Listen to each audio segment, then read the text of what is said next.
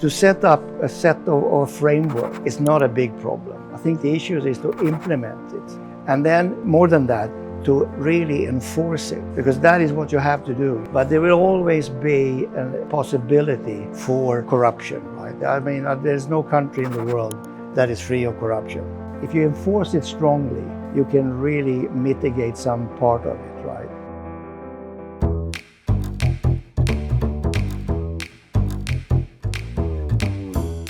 My name is Tomas Julin. I'm Swedish citizen. Been living in Thailand since 2010 permanently, but I've been involved in the country since the middle of the 80s, and I'm now one of the 3 vice presidents of the Thai-Swedish chamber.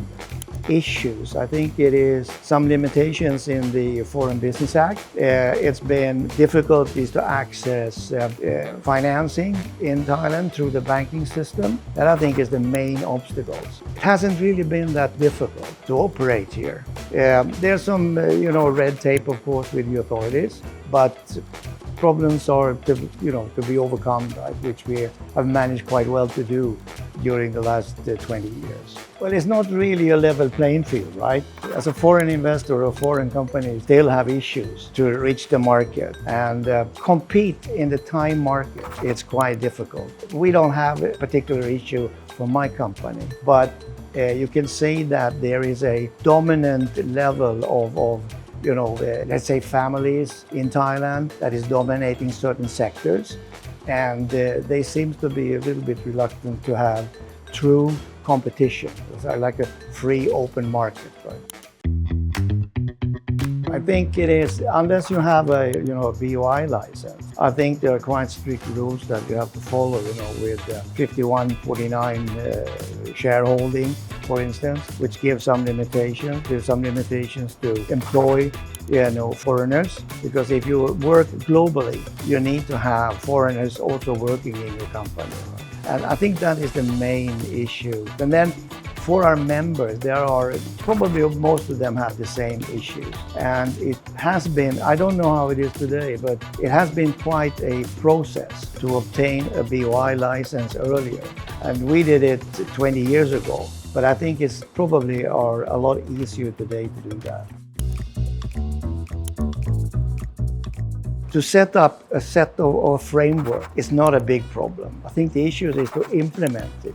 And then more than that, to really enforce it, because that is what you have to do. You have to enforce the regulations to avoid, opportunities for corruption. I don't think that Thailand can learn so much from Sweden, as you already have the framework. But I think you need to have a good implementation. And I think it was introduced 2017, and I really don't know how it's followed today. But there will always be a possibility for corruption, right? I mean, there's no country in the world that is free of corruption. And I've been working around in 104 countries, and I know that it exists everywhere. But there should be, if you enforce it strongly, you can really mitigate some part of it, right? But by just having a digitized process is not going to stop it, because there are always ways and means to influence the people you want to influence. And my country is no exception, although we might have more, if I scratch your back, you scratch my back, right?